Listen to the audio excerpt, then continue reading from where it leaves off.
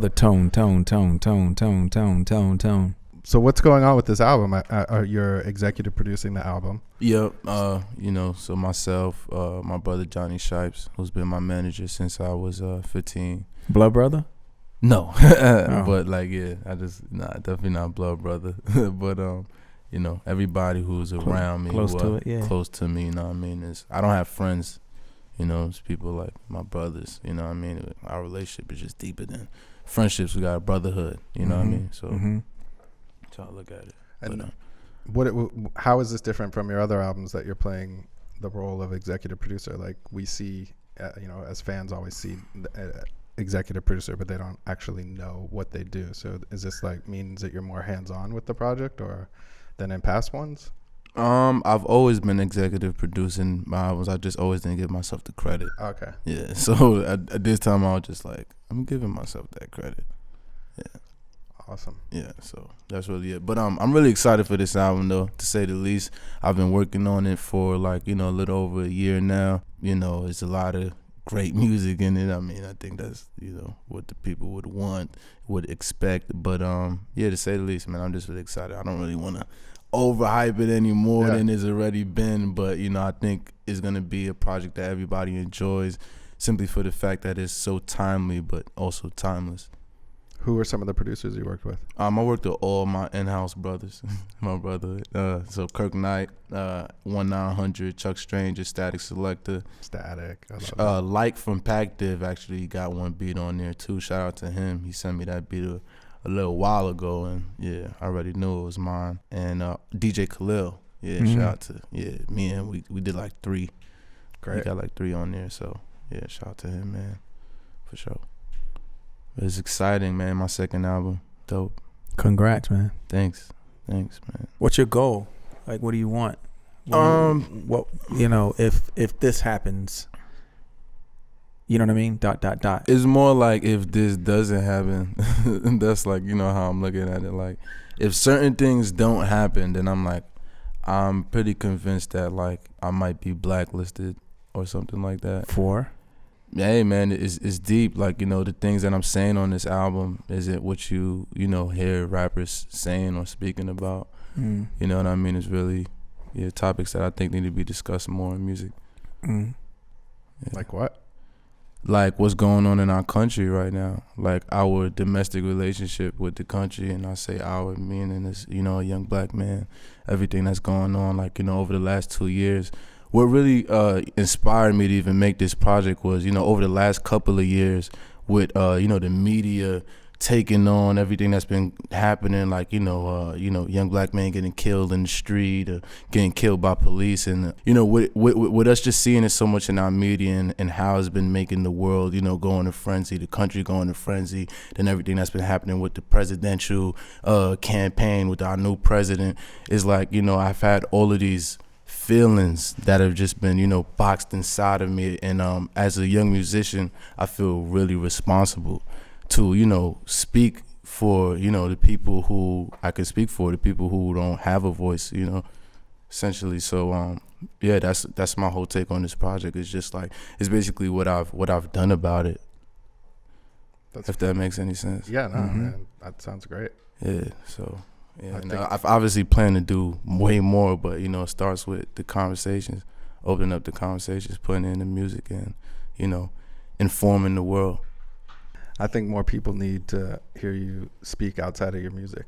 I agree, man. But I definitely want the music to speak as well. I think it speaks for itself, but I also think but it's not going to speak the way how this new music is going to speak. Before, and even just on the musical level, before I was rapping the beats. This album, I really learned how to make music. I brought this musician and brought them together. Just orchestrating the whole thing, the whole sound, the whole flow, the whole vibe.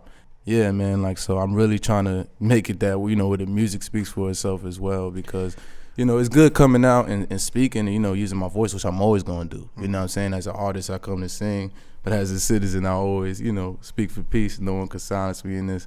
That's Paul Robeson, you know what I mean? That's what I represent. Well, respectfully, I agree with him, though. As awesome as the music is, Land of the Free and what you did with Devastated, and the rest of your record, essentially. Like, I think that, like, he's right. Like, it's no one expects you to be who you are, right, and to think the way you do, because it's different. We've not gotten it. We've not gotten this before from anybody, and especially now in this way. Like, we have Kendrick, and there's like a couple of others, but I think that, like, your way of who you are, your way of expressing yourself is just different, and I think it lifts the music to a whole other level.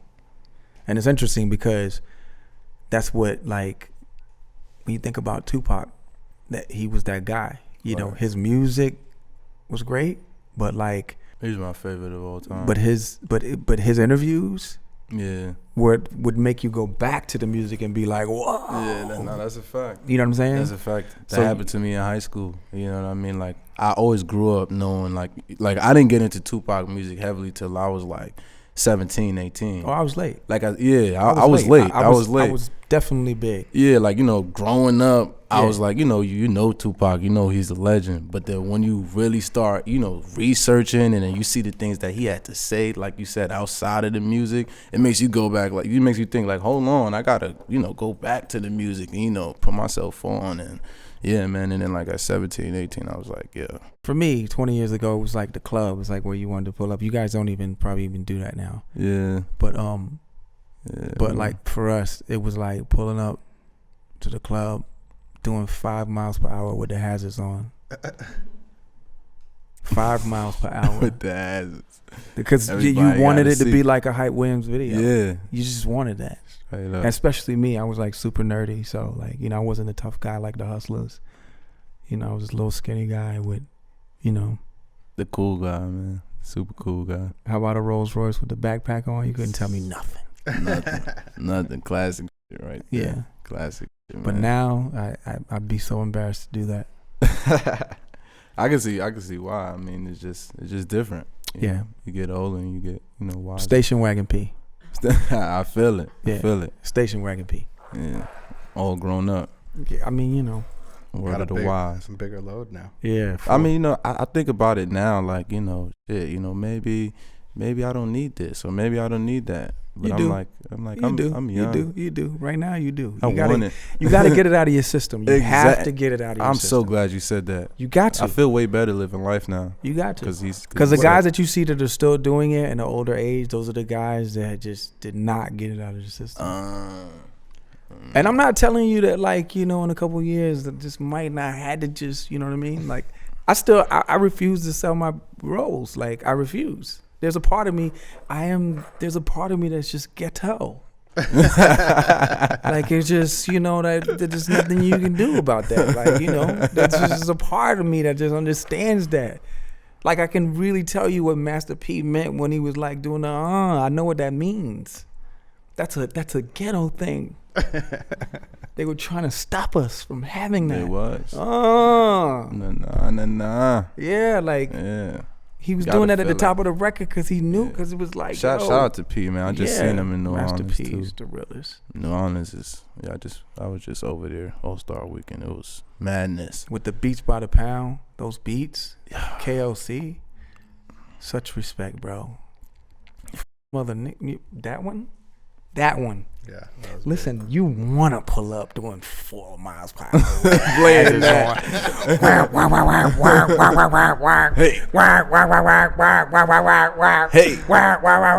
With the hazards going bloof. Hell yeah. Bloof. Hell and yeah. you got like the worst posture in the world. Like, leaning. With the worst Gucci face in the world. You know, like a runway. No emotion. Zero. I'm with you. Poker face. Don't deny yourself of that. No. That is a part of growth. That's a part of development. I believe it. You don't want to be 62 doing that, because there are guys that are doing that. I don't want to. It's just, you know, don't mute that part of yourself, bro. Like do that.